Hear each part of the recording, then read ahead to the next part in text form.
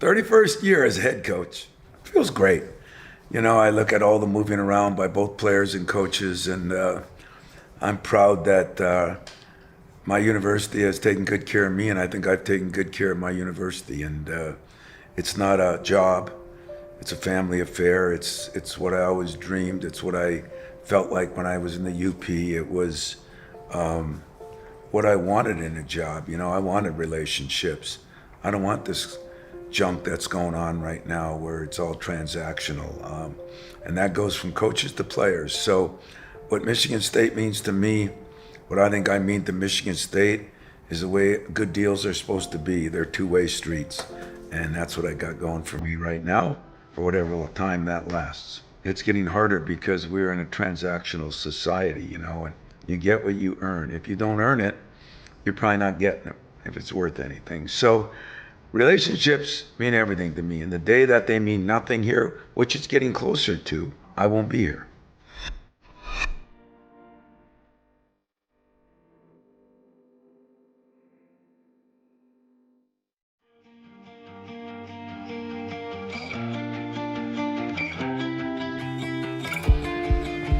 Stand by the porch of my father's house. Dogs cool on the table and stricken by the tree, eating what is left from yesterday's meal.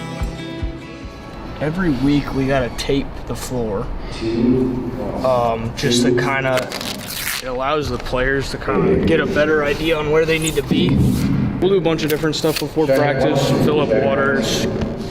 Depending on where we're practicing, we'll fill up waters upstairs, bring them down, or we'll just fill them up and put them on the court. One of the older guys will normally grab practice plans for us, and then those will just be around for people to grab. Towels as well, getting towels, because obviously there's a lot of bodies that hit the floor, just like in game. Practice plans are delivered about 5 minutes before, so we're constantly looking at that. You're always thinking ahead, but I love it, and it's so glad I got this job. Especially grew up in the area around MSU basketball, so dream come true, honestly. I don't think I could have a better job. My old employers probably don't want to hear that, but this is my favorite thing I've done thus far in my life. It happens. It happens. My name is Kristen Jacobs, and I am the head performance dietitian for men's and women's basketball and volleyball. The main priority would probably be fueling these athletes, getting them ready for the activities and the demands that the coaches provide for them. So just making sure that everything they have is perfect for them. These meals up here in this recruiting lounge space, fueling station that we have for them, everything they do for pre and post practice, making sure that they are ready to go at a high level. We're doing kind of a Southwest surf and turf today. So they're gonna have this with a little sweet potato mash, some sauteed shrimp, and they have an option of steak or chicken as well. So the biggest asset in my job is we have the Forest Grill and the recruiting lounge. So we are able to provide these athletes with breakfast and dinner post-practice. So I'm able to see these athletes in the beginning of their day, making sure that they're fueled and ready for all the demands. And then also at the end of practice when they need to recover and get ready for the next day, we are able to just provide them really good performance-based meals, and we have amazing chefs that are able to tailor everything to these athletes. I really feel like a safe space for them, as silly as that might be to say. They can come up here every day and they know who they're gonna see. They have an idea of what they're gonna eat. They know that they have a home up here, which is just really sweet, and I'm very grateful to be a part of that. I'd say the job on a whole is very fulfilling. What starts as like raw, unprepped food ends up being a delicious meal for everyone. And so every day I come and I know what my job is, and we get it done. It's pretty special. You get to see these guys every day. Most people just see them on television and don't understand what's going on. But it's a very tight-knit community, and it's more like a family. Once my kids grew up, it was like I inherited, like 15 new kids. I just love kind of seeing that light bulb moment when they realize like, oh, if I do this, like I do see those results, and being able to educate them and then being able to take that to the next level, whether it's the NBA or just even regular life, and they're able to kind of still live a healthy lifestyle.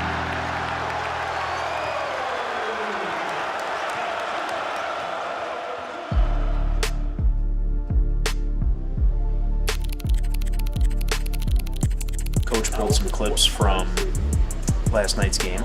So I'm just going through and chopping them up just so the clips aren't crazy long. And he likes to do it the old school way, where he writes it down on paper. So that makes it fun for me to just come in and clip it all up and just make sure it's as concise as we need to be, but also we're making the points that he wants to make. And it's better when you have stuff that's kind of clipped up and trimmed tightly to where he wants to have his talking points be.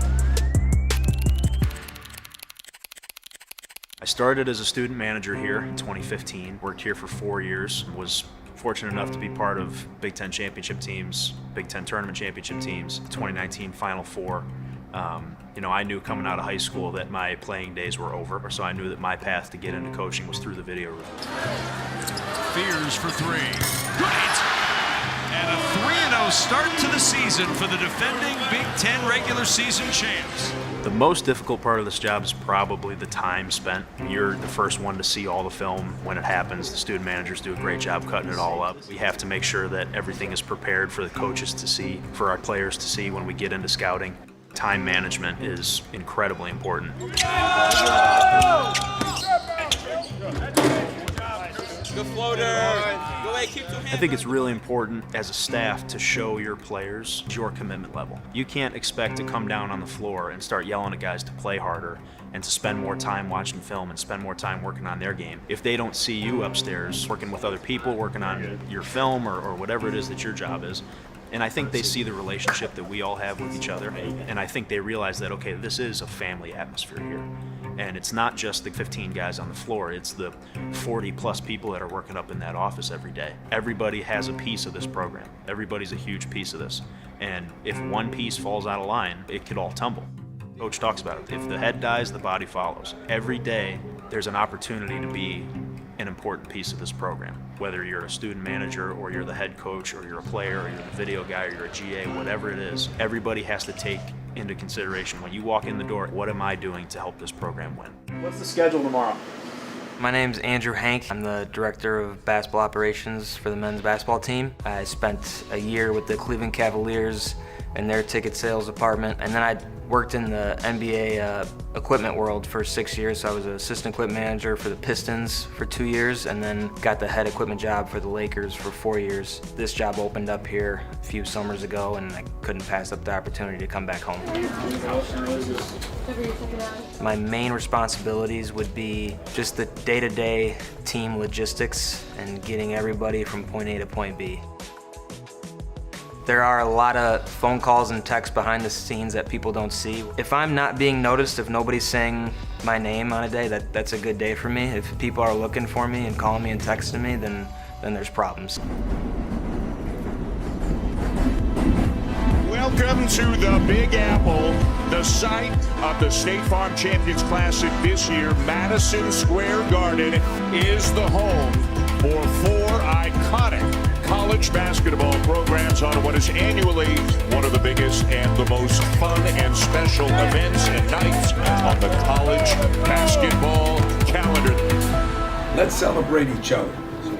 Let's celebrate each other, not individually. Let's celebrate each other. Guy makes a great play, let's run over to that guy. Everybody celebrates each other. For the most part, man, I think you guys are together. I think you were together last year. But we got to be together every minute for 40 minutes. Okay? Because there'll be some ups and downs now.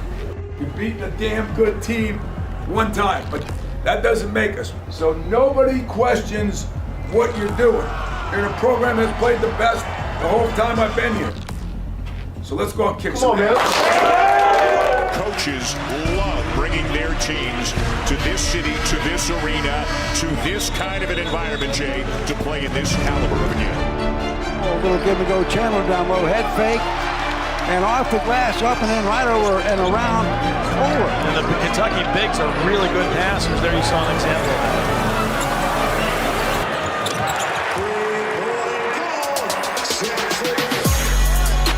On the side, Ford for 3, he got it! Carr from the corner for 3. And all of a sudden, the Spartans can't miss. Knocks it down. It's a 9-0 run, Michigan State. In the wing tag. Bounce pass down low. Oh, what a beautiful spinning move by McCullough. Michigan State's physicality is having an effect on Kentucky. Another one. This time it's Trey Ford. It is a 17-2 run. Mark Pope has seen about enough. He's making a move, little turnaround hook shot, good. 2 on the shot clock, he's got to fire, he beats the clock, and he makes it. What a shot by Tang. In the first half, where just about everything Tom Izzo could have asked for happened. They have a commanding 17-point lead.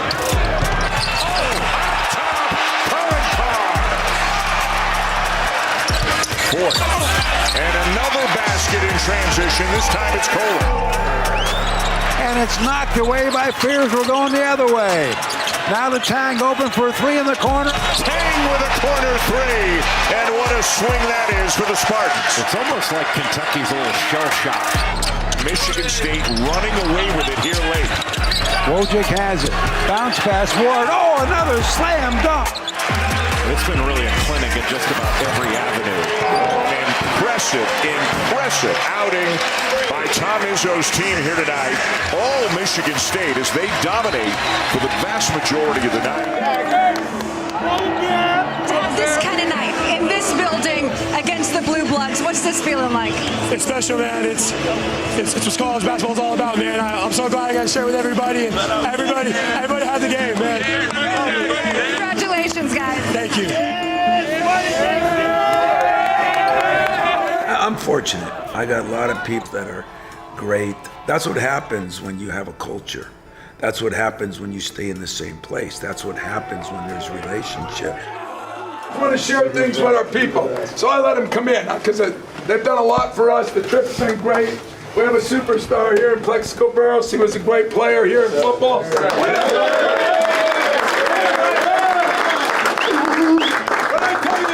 Be a football game on hardwood. We got all day long. I'm sure you to thank everybody that's here. You know what, this trip, you know why we brought all these people. You know, it was a big deal for you guys and for us. All of you meathead, baby! And so they're all part of the family. So when I say I think we have the best family culture situation in college basketball, I believe it. Family on 3. 1, 2, 3. Family!